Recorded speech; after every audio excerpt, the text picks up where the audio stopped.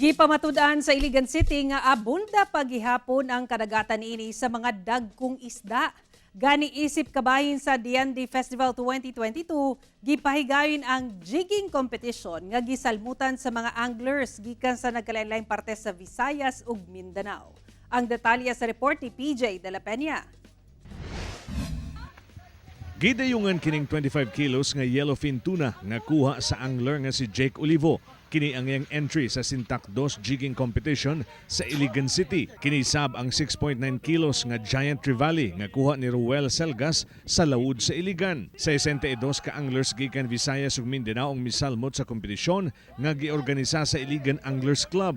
Ang jigging usa ka matang sa sports sa fishing gamit ang metal jigs nga porma og isda o squid nga dunay mga hooks. Dito kini ihulog sa lawod kasagaran 100 meters hangtod 400 meters aron makabingwit og dagkong isda. Klase-klaseng isda ang nakuha sa kompetisyon. Dunay tangige, pinyahon kon oilfish, talakitok, squid, diwit ug uban pa. Tungod sa technicality sa lokasyon sa nakuhang isda, may kampyon si Ruel Selgas ug nakadawat og 20,000 pesos. Ang iyang boatman sab nakadawat og 5,000 pesos.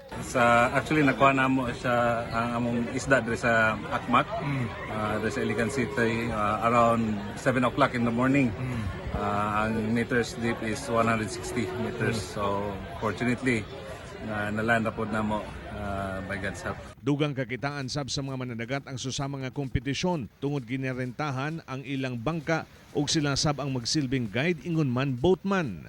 Ako si PJ De La Peña para sa One Mindanao.